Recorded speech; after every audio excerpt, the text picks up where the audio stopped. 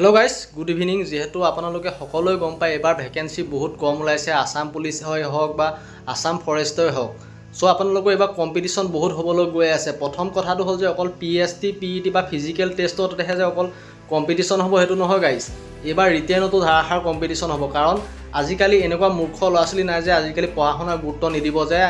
যে ফিজিকেলৰ প্ৰতিহে অনলি গুৰুত্ব দি থাকিব। চ' আজি এই ভিডিঅ'ৰ জৰিয়তে আপোনালোকক এনেকুৱা কিছুমান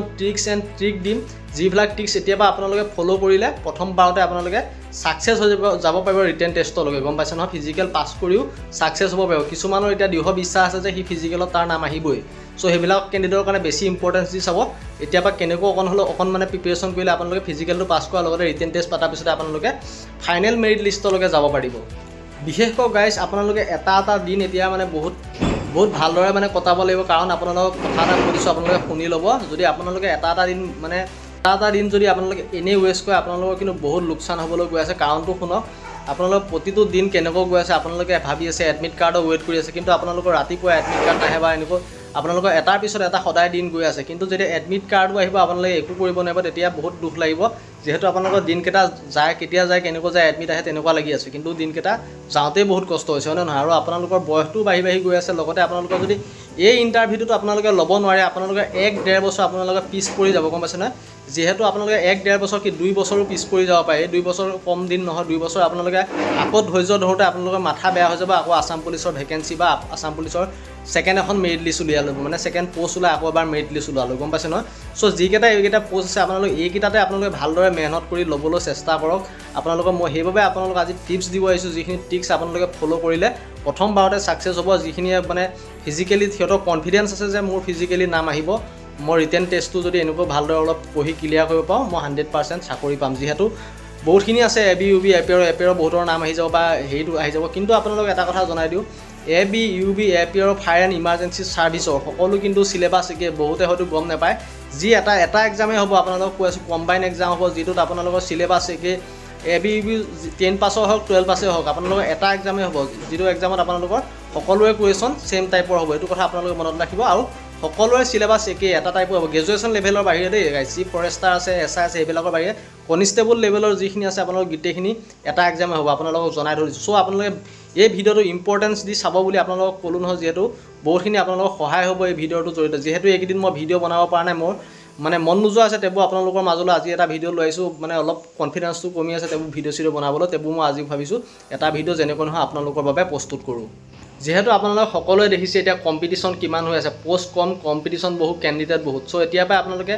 ডেইলি পাৰিলে 1 আৱাৰকৈ আপোনালোকে কিতাপখনৰ ওপৰত বিশ্বাসটো ৰাখক। ডেইলি 1 আৱাৰকৈ আপোনালোকে কিতাপখনৰ ওপৰত টাইমিং দিয়ক। গম পাইছে নহয়? অকণ 1 আৱাৰ নহ'লেও 50 মিনিটছ হ'লেও আপোনালোকে টাইমছ বা 15 মিনিট 20 মিনিট ডেইলি মানে অকণ যেতিয়াই সময় পায় তেনেকুৱা আপোনালোকে কিতাপখনৰ ওপৰত বিশ্বাস মানে টাচ কৰি ৰাখিবলৈ চেষ্টা কৰক, মানে ডেইলি টাচ কৰি থাকিবলৈ চেষ্টা কৰক। তেতিয়া আপোনালোকৰ কথাবিলাক পাহৰি নাযায়। গম পাইছে নহয়? আৰু বিশেষকৈ মই আপোনালোকক এটা কথা কৈ দিছিলোঁ যে আগতে আপোনালোকক যে মোবাইলটো ক'ৰবালৈ আপোনালোকে ফুৰিবলৈ গ'ল, ঘূৰিবলৈ গ'ল, আপোনালোকৰ হাতত আজিকালি স্মাৰ্টফোন থাকে। স্মাৰ্টফোন আমাৰ হাততো আছিল তেতিয়া। স্মাৰ্টফোনটো লৈ গৈ থাকোঁতে আপোনালোকে এনেই ফ্ৰী টাইম থাকিলে লগৰ এটাৰ লগত ডিছকাশ্যন কৰাৰ বাহিৰেও মোবাইলটোতে আপোনালোকে স্ক্ৰল যেতিয়া কৰিব, কিবা নহয় কিবা এটা আপোনালোকে ইণ্টাৰনেটত চাই বা ইউটিউবত চাই বা আপোনালোকে টেলিগ্ৰামত চাই কিবা নহয় কিবা এটা কুৱেশ্যন ডেইলি শিকিবলৈ চেষ্টা কৰিব। তেতিয়া আপোনালোকক কোনো এটা মানুহ নাই যে আপোনালোকৰ ৰিটেন টেষ্ট ফেইল কৰাব পাৰে। এইখিনিও আপোনালোকৰ এটা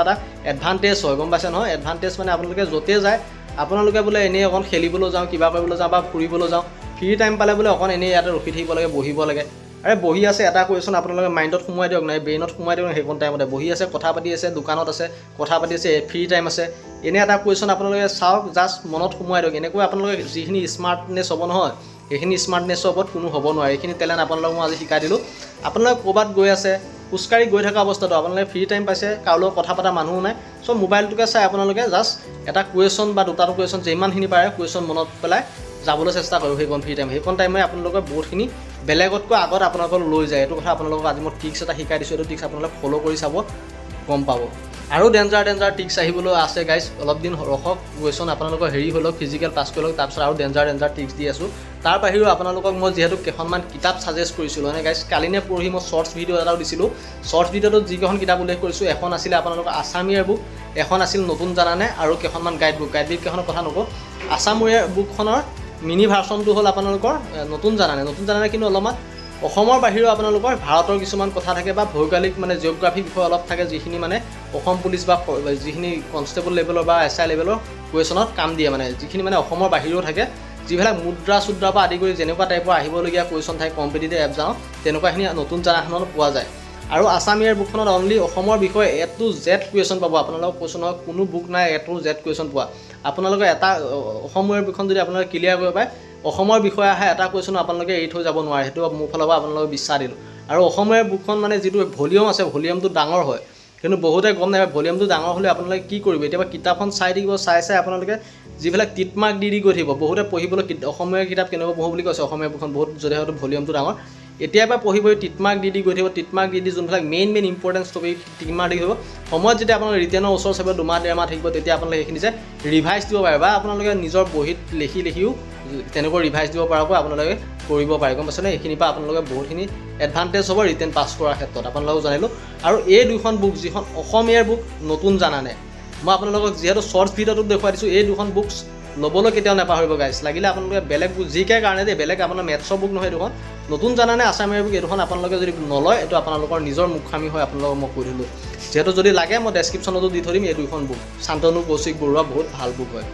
বুজিছে নহয় গাইছ প্ৰতিটো চাকৰি কৰা প্লেয়াৰে এই দুখন বুক তেখেতলোকৰ হাতত থাকিবই আৰু এটা আপোনালোকে মনত ৰাখিব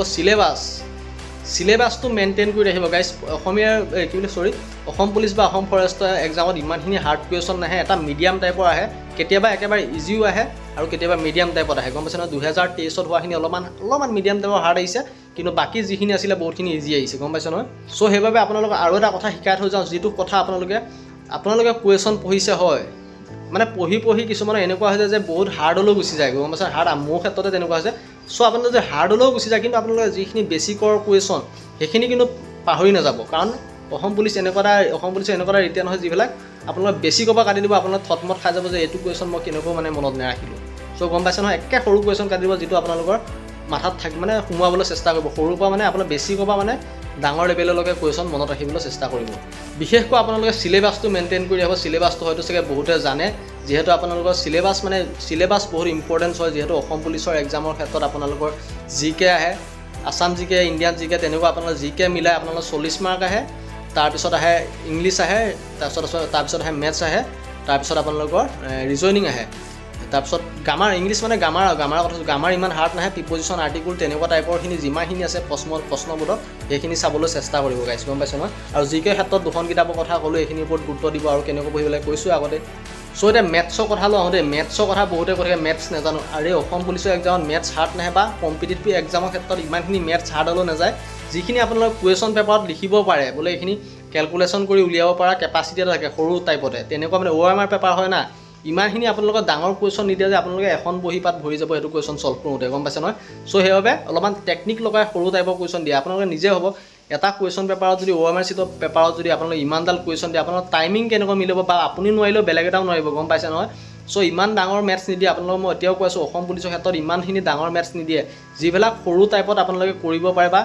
5-10 মিনিট বা ইমানকণ অকণমান বহি পাততে আপোনালোকে চেছ কৰিব পৰা তেনেকুৱা মেথছে দিয়ে আৰু বহুত শ্বৰ্ট ট্ৰিক্সবিলাক আপোনালোকে ইউটিউবৰ পৰা শিকিবলৈ চেষ্টা কৰিব কিন্তু আপোনালোকে বেছিকৰ পৰা শিকিবলৈ বেছি চেষ্টা কৰিব বেছিকৰ কুৱেশ্যনবিলাক অসম পুলিচত মানে বেছিকৈ আহে যিহেতু মেথছৰ ক্ষেত্ৰত আপোনালোকে বেছিকৰ পৰা শিকিবলৈ চেষ্টা কৰিব ভগ্নাংশ পৰা আদি কৰি আপোনাৰ লসাগু গসাগু এইবিলাক আহিবই কমন